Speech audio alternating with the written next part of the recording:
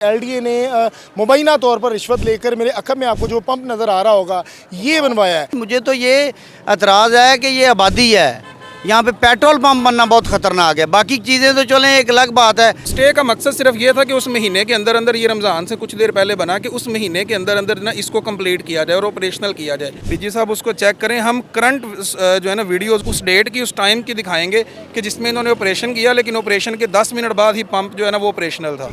अस्सलाम वालेकुम, आप देख रहे हैं दस्तक टीवी। मैं हूं आपका मेज़बान मियां अब्दुल्ला। नाज़रीन, इस टाइम मैं एक निजी सोसाइटी में मौजूद हूं जहां के रहायशी जो हैं वो एक एलडीए अदारे के ख़िलाफ़ एहतजाज कर रहे हैं और इनका एक मौक़िफ़ है कि एलडीए ने मुबैना तौर पर रिश्वत लेकर मेरे अकब में आपको जो पंप नज़र आ रहा होगा ये बनवाया है। जूँ कि ये रहायशी एरिया और यहाँ पंप बनना अलाउ नहीं है। क्या मामला है, किस तरह ये तमाम इंतजाम चल रहे हैं, इनसे बात करते हैं। अस्सलाम वालेकुम। वालेकुम अस्सलाम जी। सर, मुझे बताइएगा कि आपने पैनाफ्लेक्स पकड़े हुए हैं और इस पे एलडीए डायरेक्टर नुसरत अली और दूसरों के खिलाफ आप एहतजाज कर रहे हैं। जी बिल्कुल। क्या वजह है, किस तरह आप ये कह सकते हैं कि ये पंप जो है वो एलडीए ने रिश्वत लेकर बनाया? ये बड़ा इल्ज़ाम आप आयद कर रहे हैं। देखिए, ये रेजिडेंशियल इलाका है, वहाँ पे पंप अलाउ ही नहीं है। यहाँ पे लोग रह रहे हैं, हज़ारों लोगों के बच्चे सुबह स्कूल जाते हैं, आते हैं, और ये सारा ईंधन का काम है। यहाँ पे पेट्रोल पंप है, यहाँ पे हज़ारों लीटर डीजल होगा, हज़ारों लीटर पेट्रोल होगा।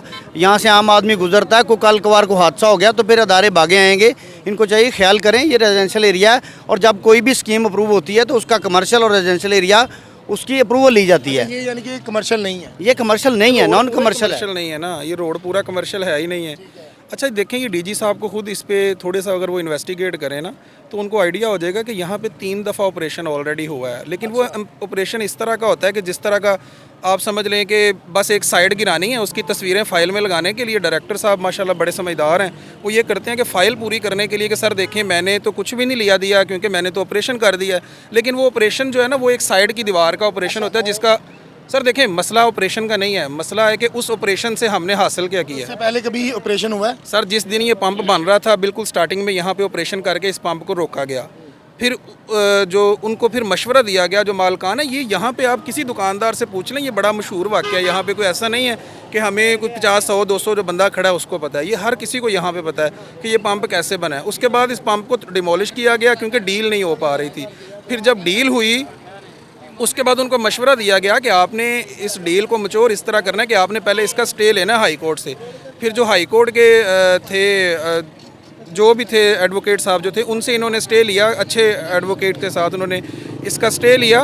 उस स्टे में 1 महीने के लिए कोर्ट ने भी इनको डायरेक्शन दी कि आप एलडीए से रजू करें, आपको अभी हमारे पास आने की ज़रूरत ही नहीं क्योंकि मेन अथॉरिटी वो देख रही है। अच्छा, उस स्टे का मकसद सिर्फ ये था कि उस महीने के अंदर अंदर, ये रमज़ान से कुछ देर पहले बना, कि उस महीने के अंदर अंदर ना इसको कंप्लीट किया जाए और ऑपरेशनल किया जाए।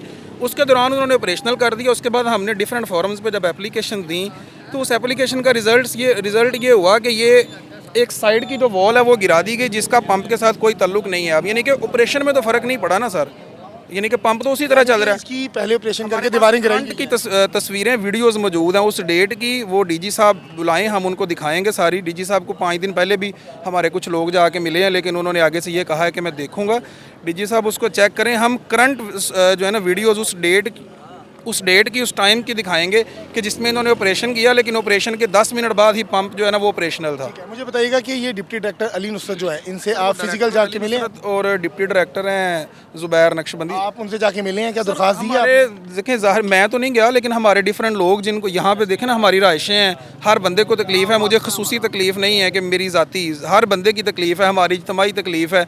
हमने ये कोशिश की, आज भी देखें ये सारे जो दोस्त खड़े हैं इन सब की यहाँ पे रहायशें हैं। तो एक इस तरह एक इलीगल एक्टिविटी, ये आप लोगों को और रास्ता दे रहे हैं कि यहाँ पे हर बंदा जो मर्ज़ी करे, लेकिन हर बंदा सिर्फ उसको रास्ता दे रहे हैं जिसके पास पैसे हैं। मैं समझता हूँ अगर ये जो मालिक हैं, शेख साहब मेरा ख्याल है इनका नाम है, जो भी हैं, अगर उनके पास वो 40-50 लाख ना होता एलडीए को देने वाला तो मेरा नहीं ख्याल ये पंप बन पाता। उन्होंने, मुझे पता चला है कि जो साथ वाली प्रॉपर्टी है वो भी जब बनाते हैं मालकान तो वो आके एलडीए गिरा दीजिए। असल में उनके पास ना कंस्ट्रक्शन के किसकी है? अलावा रिश्वत के पैसे नहीं है, वो भाई की प्रॉपर्टी। आपकी प्रॉपर्टी? जी मेरी। क्या मामला है? अगर ये एलडीए ने प्रूफ कर दी है जिस तरह भी किया है तो साथ आपकी प्रॉपर्टी क्यों नहीं प्रूव की जा रही? नहीं तो फिर ये देखें ना, रोल मॉडल बना देना चाहिए ना इनको कि अगर साथ वाली ये प्रॉपर्टी कमर्शियल कर दी है तो फिर साथ वाली को भी अलाउ करना चाहिए।